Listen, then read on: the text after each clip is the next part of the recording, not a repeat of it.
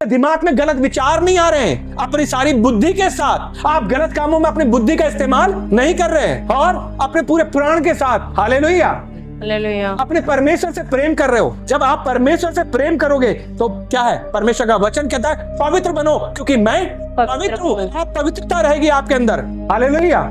आप जानोगे कि आप परमेश्वर की संतान है क्योंकि जितनों ने उस पर विश्वास किया उसने उन्हें अपनी संतान होने का अधिकार दिया। जब परमेश्वर की संतान बन गए आप तो आप पाप से बचे रहेंगे क्योंकि परमेश्वर का प्रेम है वो। आप परमेश्वर से प्रेम करते हो तो आप ऐसा कोई भी काम नहीं करोगे जिससे आपका प्रेमी नाराज हो, दुखी हो। Hallelujah hallelujah. जब संसारिक प्रेमी प्रेमिका एक दूसरे को, जो सच्चे प्रेमी प्रेमिका हैं, एक दूसरे के साथ छल नहीं कर सकते। ये तो हमारा स्वर्गीय पिता है, हालेलुया। अगर हम वास्तव में उससे प्रेम करते हैं, क्योंकि एक सोते से दो प्रकार का पानी नहीं निकलेगा, कड़वा और मीठा। हालेलुया। आप दो लोगों की सेवा नहीं कर सकते क्योंकि आप अगर परमेश्वर के तो परमेश्वर के होगे, लेकिन तुम जो मेरे होगे तो मेरी आज्ञा तुम में बनी रहेंगी, मेरा वचन तुम में बना रहेगा, उसका वचन आपके अंदर बना रहेगा, उसका प्रेम आपके अंदर बना रहेगा और वो प्रेम आपको इन सारे बुरे कामों से बचाएगा क्योंकि आप परमेश्वर से प्रेम करते हो, है ना। तो ये बात उन्होंने बताया और अगली बात उन्होंने क्या कहा, तू अपने पड़ोसी से अपने समान प्रेम रख। ठीक है।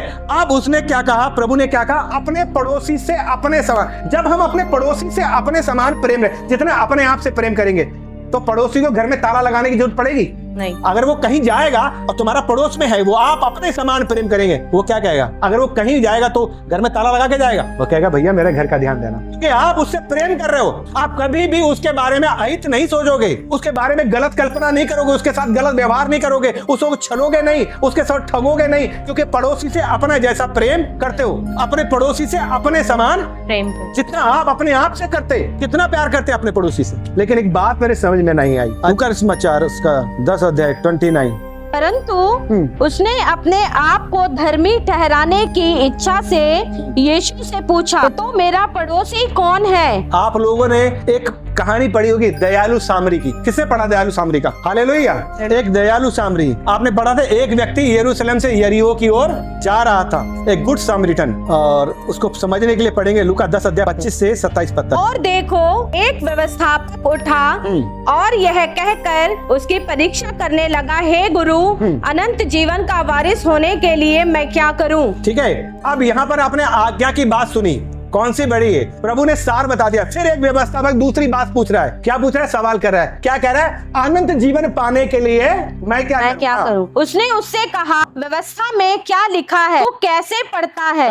उसने उत्तर दिया, तू प्रभु अपने परमेश्वर से अपने सारे मन, अपने सारे प्राण और अपनी सारी शक्ति और अपनी सारी बुद्धि के साथ प्रेम रख और अपने पड़ोसी से अपने समान प्रेम रख। उसने उससे कहा, तूने ठीक उत्तर दिया। ठीक उत्तर दिया है। हाँ। यही कर तो तू जीवित रहेगा। आमीन। परंतु उसने अपने आप को धर्मी ठहराने की इच्छा से यीशु से पूछा, तो मेरा पड़ोसी कौन है? उसने पूछा मेरा पड़ोसी कौन है? अपने पड़ोसी से अपने समान प्रेम कर। तो लोग बोलते मेरा पड़ोसी बताओ कौन है, मेरा पड़ोसी कौन है? अपने समान तो प्रेम है, मेरा पड़ोसी बता दो। यह बताने की बात है, मेरा पड़ोसी कौन है। आज भी यही है, जब हम कहते पड़ोसी से अपने समान प्रेम कर तो पड़ोसी बताओ। मैं बता दे रहा हूँ, तुम्हारा जो क्या है, मामा का भैया तुम्हारा पड़ोसी है। हालेलुया। रिश्तेदारों को बैठा दे रहा हूँ, वो पड़ोसी है। आपका पड़ोसी कौन है? यही सोचना चाहते हैं, यही सुनना चाहते हैं, मेरा पड़ोसी कौन?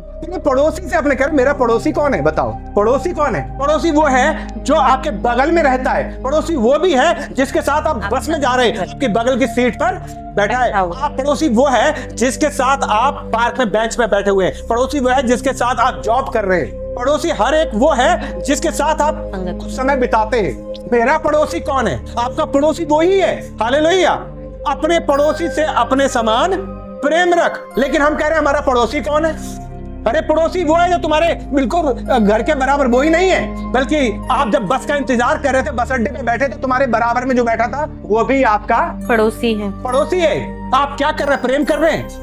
जिस समय कोरोना का टाइम था, राशन का जो सेवा कर रहे थे वो राशन बांट रहे थे। कुछ लोग अपने घर में राशन होने के बावजूद भी वो ये नहीं सोच रहे कि जो और गरीब बैठा है जिसके घर में भी खाने के लिए वहां भी राशन, वो अपना ही भर रहे थे। उसको पड़ोसी की चिंता नहीं थी। यह है पड़ोसी जो एक दूसरे की चिंता करता है, अपने अलावा दूसरों के हित की भी चिंता करता है। और व्यवस्थापक को भी प्रभु ने सही ठीक उत्तर दिया।